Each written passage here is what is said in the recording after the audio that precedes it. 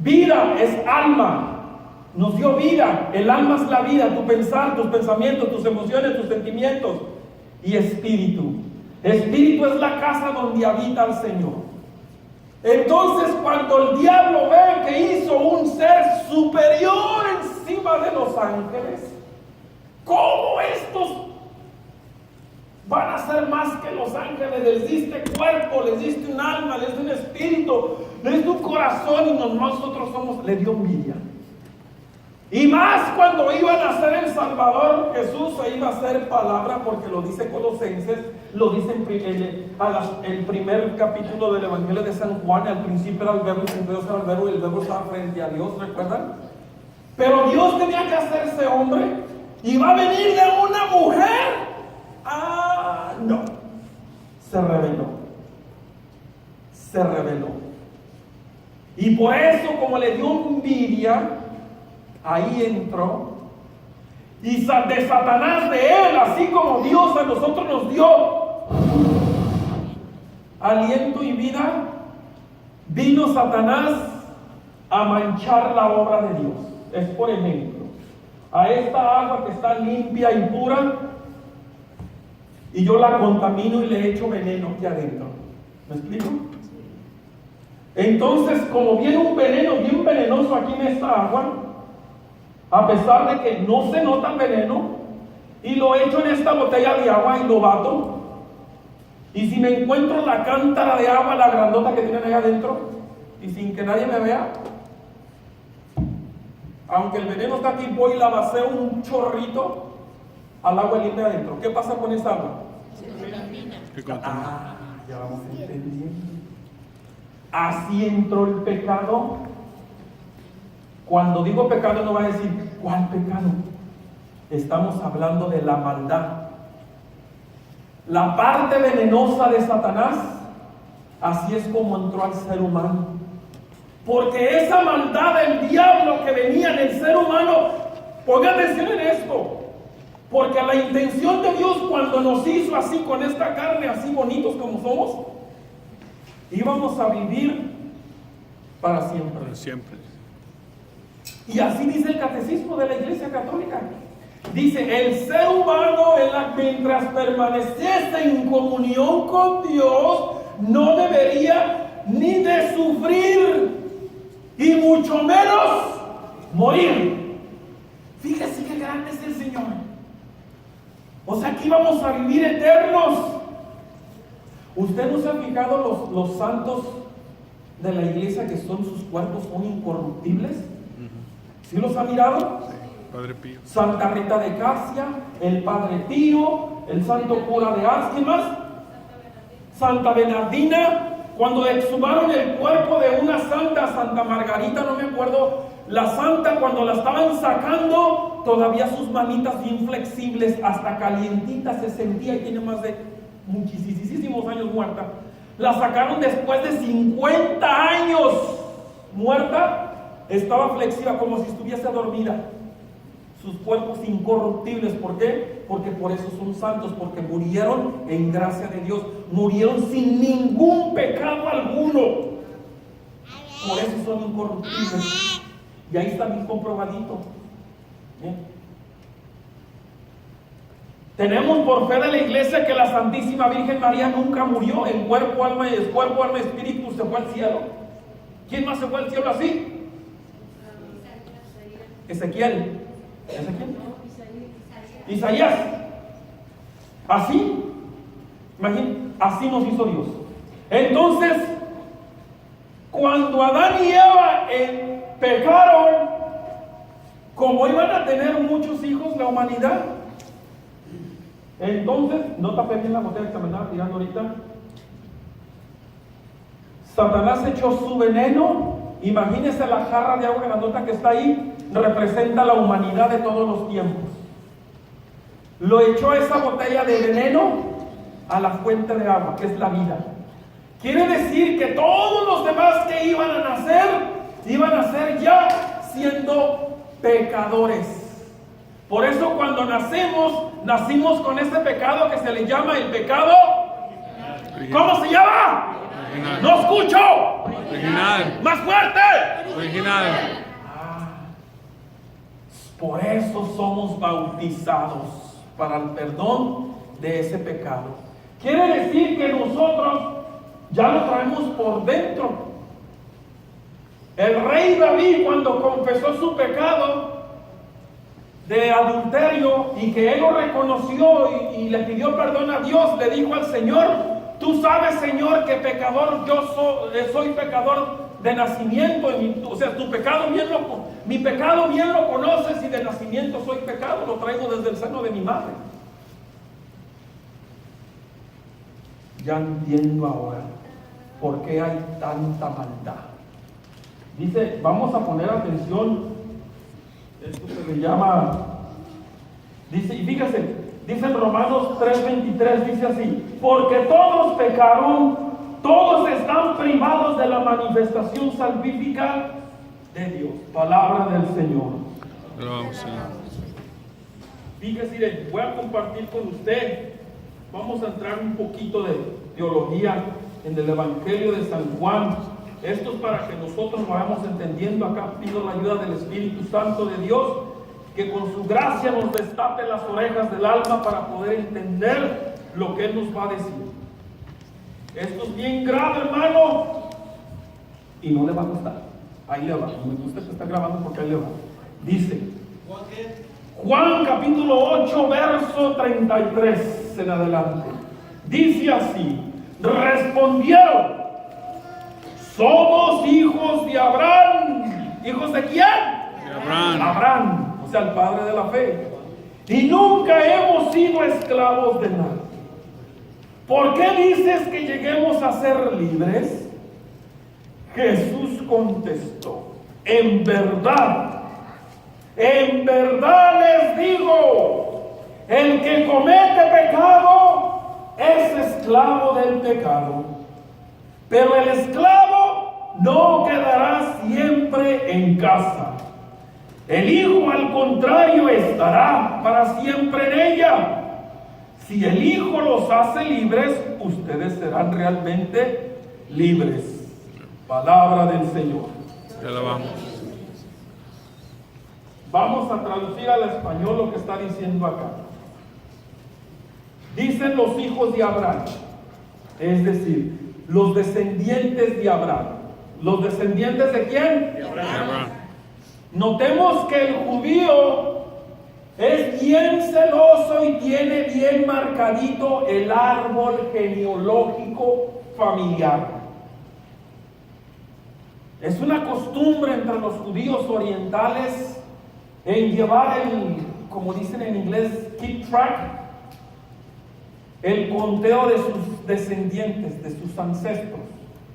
Nosotros los latinos nos vale. Yo le pregunto a usted, ¿conoció a sus abuelos? Sí, a lo mejor los vimos vivos. Yo no conocí, yo no alcancé a verlos vivos. Cuando yo nací, ya se habían muerto.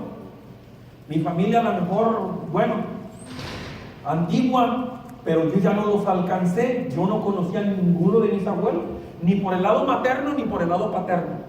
Otros sí tuvieron la dicha de conocer a los abuelos, paternos o maternos, pero a la tercera generación ya no la conocieron, ni por un lado ni por otro. A la cuarta generación mucho menos. Si usted yo le pregunto quién de aquí sabe el nombre de sus bisabuelos, ya ni sé ni cómo va. Fíjese, es abuelos, y luego sigue bisabuelos, y luego sigue. ¿Sabe usted el nombre de sus bisabuelos? La hermana sí, pero nomás ella. ¿Quién más? ¿Sus tatarabuelos?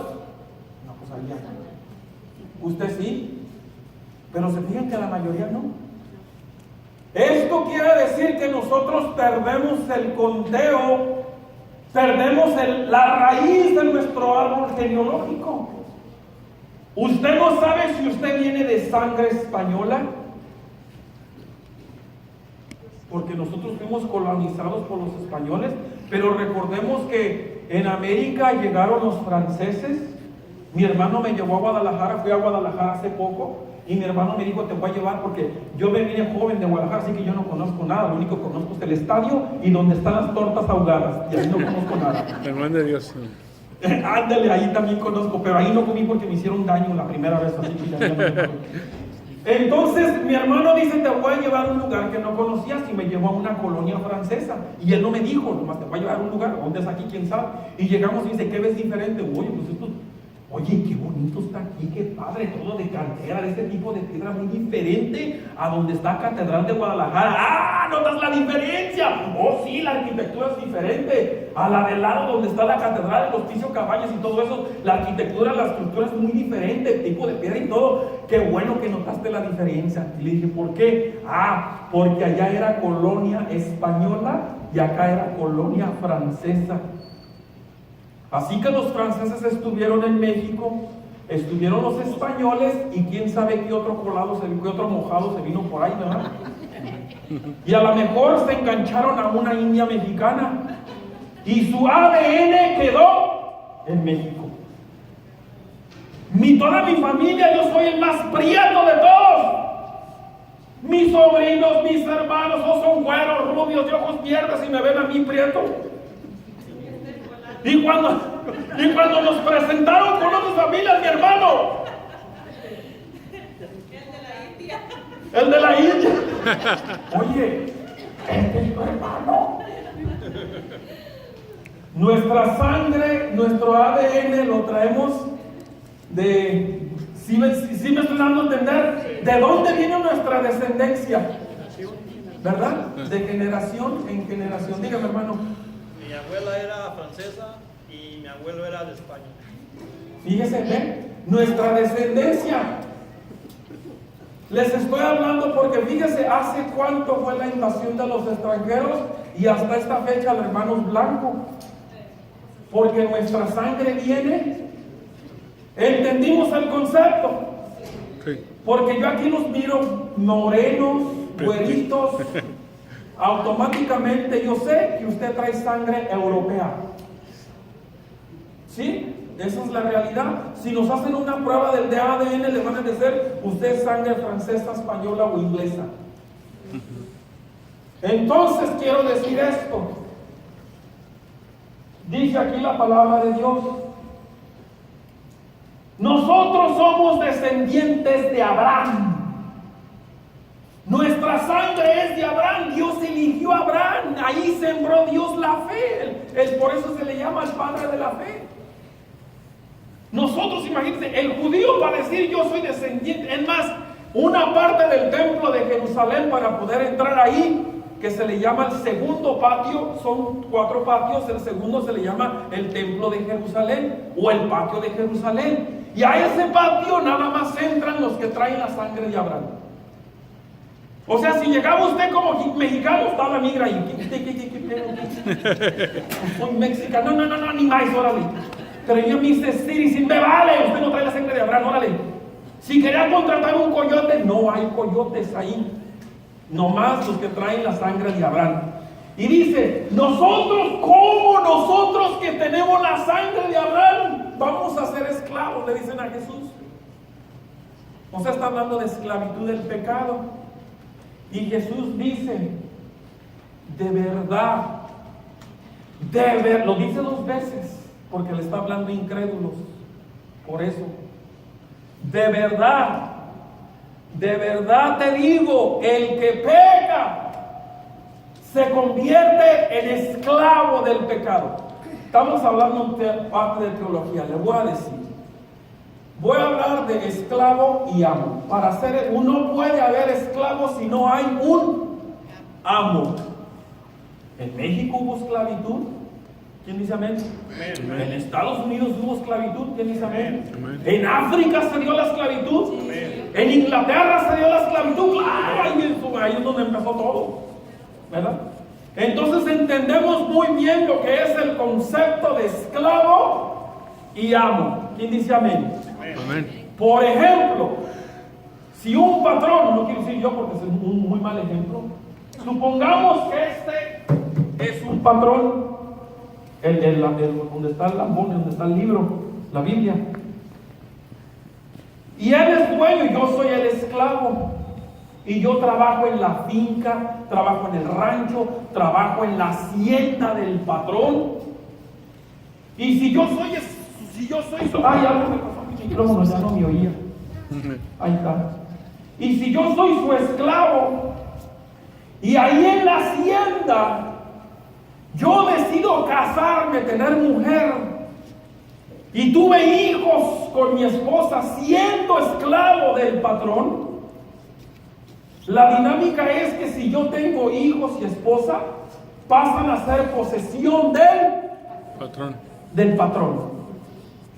Esa es una ley de esclavo y amo. Y eso fue en África, fue en Inglaterra, fue en México, fue aquí mismo en Estados Unidos, y donde más que ha habido esclavitud es la ley del esclavo y del patrón. ¿Hasta ahí estamos bien? Sí.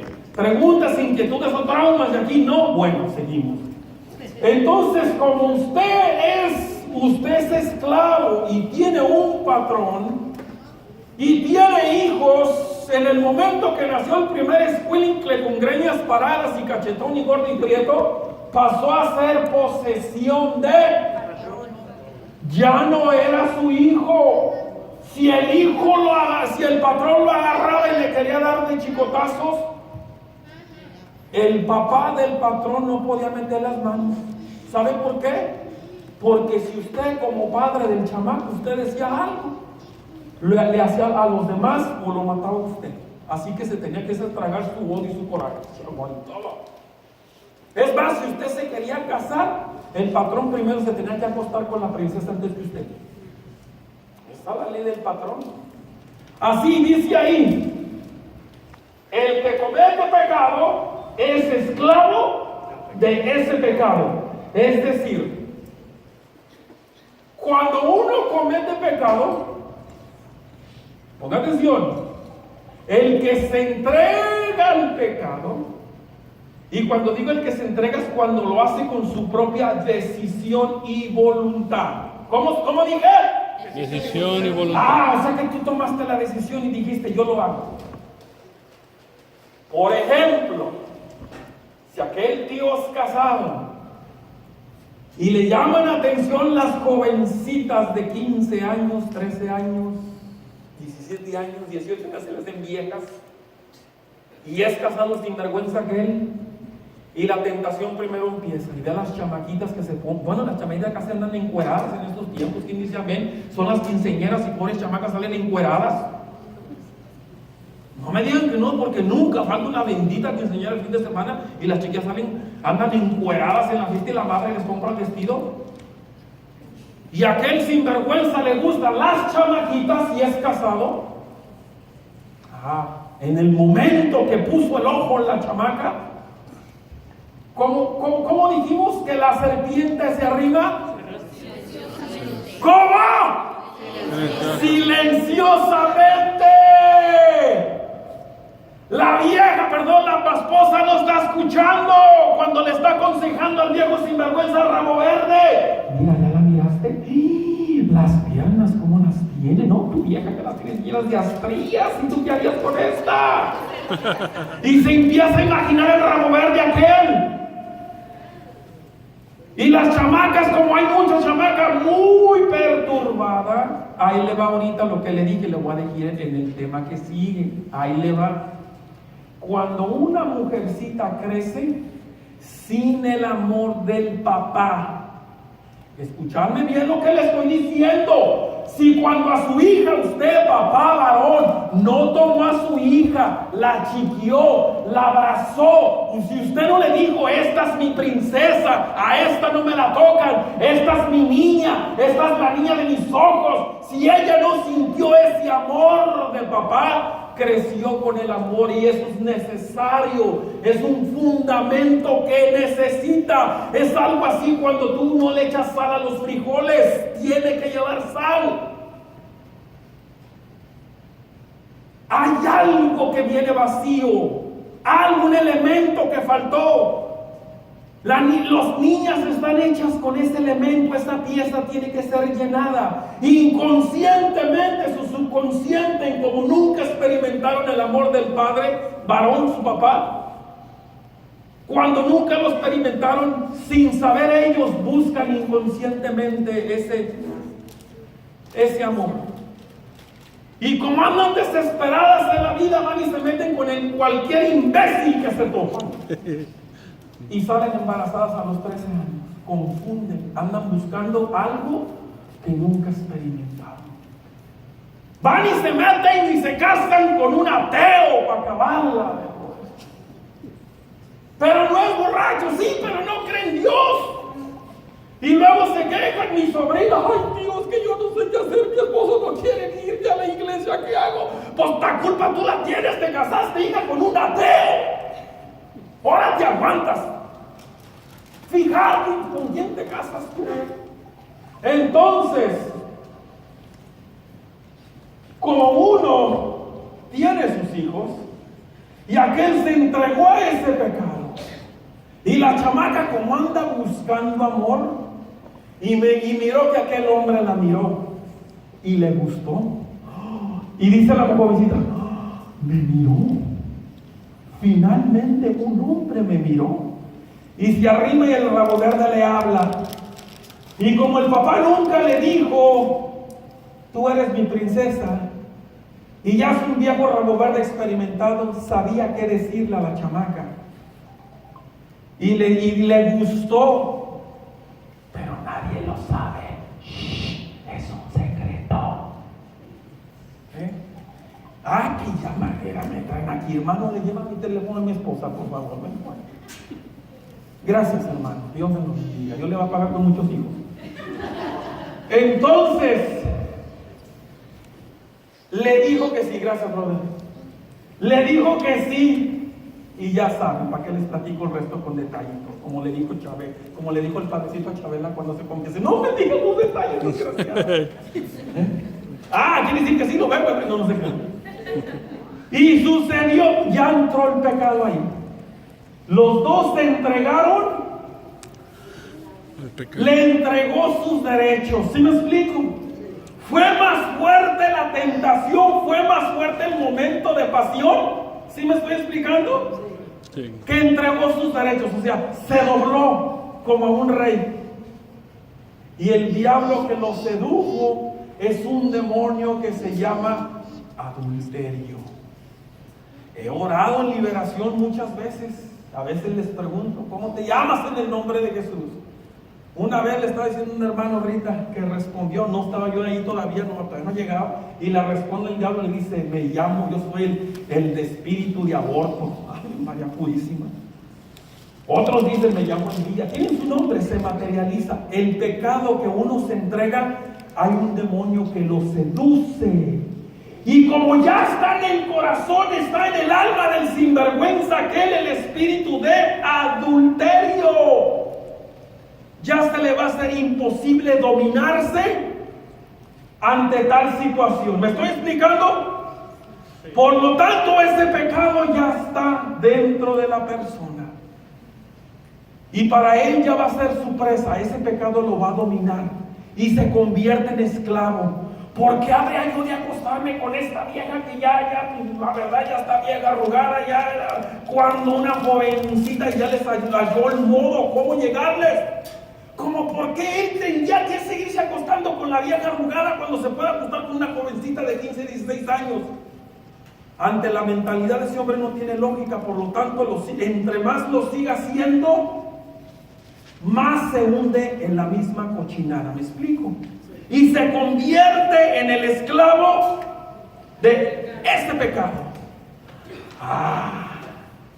Ahora ya entiendo por qué tantos animales puercos van y violan a una criatura. Porque hay un demonio que los seduce. Porque se entregaron a ese pecado. El que peca se convierte en esclavo. Y yo no os estoy dando el ejemplo de pero hay muchos. Pero si se entregan el pecado del vicio, y dice ahí, el hijo, aquí viene la parte scary, dice, el pecado es esclavo del pecado, pero el esclavo no quedará siempre en casa. ¿Cómo? No siempre en casa. Supongamos que yo soy el esclavo del patrón ese. Y tuve mis hijos en la finca, en la hacienda. Y resulta que yo me morí en un accidente, me caí de un caballo. Y mi esposa llega con el patroncito. Pues se murió mi esposo y pues ya somos libres, ni más. Tú me perteneces. Tus hijos me pertenecen.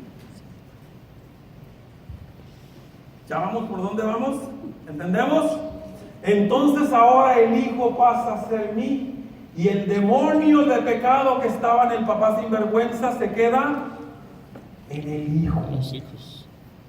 Tengo una pasa a los hijos y a los hijos. Hace poquito, la semana pasada, estaba hablando con una hermana y ella me decía, ¿sabe? Yo ando de chismoso predicando por todos lados. Fue en un lugar lejos, no creo que fue aquí, fue en un lugar lejos. A veces estoy en Chicago, a veces en San Francisco, a veces ando en Oregon, a veces en Texas.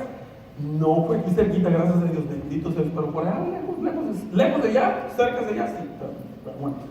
Andaba en una de mis misiones y una hermana se me arrema a platicar conmigo. Hermano, ¿puedo hablar con usted? Sí, ¿cómo no? Sí. Y empezamos a platicar. Y es que yo no sé qué pasa conmigo. ¿Qué le pasa, hermana? Es que no puedo orar. ¿Cómo? Si es bien fácil. Lo único que tiene que hacer es platicarle a Dios, así como platicamos usted y yo. Usted platica con la persona del lado. Así háblele. No, es que yo no puedo. ¿Cómo? Mire, llego y me hinco y quiero abrir y como que algo o alguien me pone la mano en la boca. Muy fácil. Entonces dígaselo con los pensamientos. Tampoco. Como que me los borran así. No se me viene nada y no le puedo hablar al Señor. A ver, esto es muy raro acá. Y empiezo a hablar con ella. Y dice, se le vienen pensamientos impuros. Se le vienen pensamientos perturbadores, fuera de lo normal. Sí. A ver, es que me da vergüenza. Dígame. Me da vergüenza. No, dígame. Si usted quiere que la ayude, dígame. ¿Qué pensamientos vienen? Es que no me atrevo a voltearme a ver un Cristo. Dice, cuando la oración, usted estaba diciendo la oración, volteen a ver el Cristo.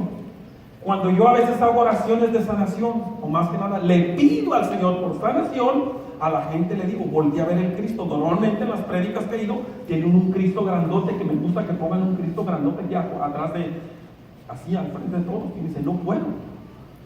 Cuando usted decía voltear a ver el Cristo, yo no podía, yo me mantenía agachado. Y yo tenía un Cristo ahí. Vea mi Cristo. Vea mi Cristo. Que vea mi Cristo en el nombre del Señor. Es que no puedo. Y digo que está bien. ¿Por qué no puede? Porque cada vez que lo veo al Cristo teniendo relaciones sexuales con la Virgen María. Imagínense. Y yo empiezo a ver, vamos a platicar usted y yo. ¿Qué más se le viene a usted? Una tentación inmensa, una atracción que me arrastra, que yo sé que está mal, pero no puedo, pero estoy como amarrada, como queriéndome, me estoy agarrando del último hilito, hermano, y esta es mi desesperación. ¿Y cuál? Quiero acostarme con alguien más que no sea mi esposo. ¿Cómo? Sí, es un deseo que me arrastra, que me seduce, que me lleva, pero ¿por qué? No lo entiendo, por eso quiero que usted me ayude. Empiezo a pedir Espíritu Santo, le dije, hermana, platíqueme de su mamá. ¿Y qué tiene que ver mi mamá de esto? Platíqueme de sus abuelos. ¿Y qué tienen que ver ellos en esto? Piense tantito. ¿Qué hizo su abuela? Y que se suelta llorando. Le ponía los cuernos a mi abuelo. ¿Qué hace su mamá? Y se agarra llorando y dice, dígame qué hace su mamá. Cada ratito le pone los cuernos a mi papá. ¿Y qué quiere hacer usted? El que se entrega al pecado es esclavo del pecado. Por eso los papás que están en el vicio, que les gusta tomar, les gusta apantallar para caer bien, después se quejan de por qué los hijos salen peor de sinvergüenzas que él. Ese es el pecado, hermano. Lo peor de todo es que no hay solución. No hay cura. Es como el cáncer.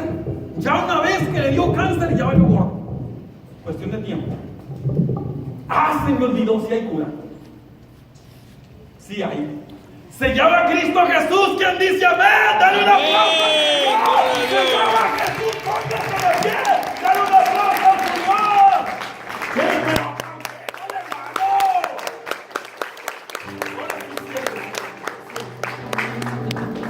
Cierre sus ojitos también. Le voy a platicar algo y quiero que lo medite con los ojos cerraditos.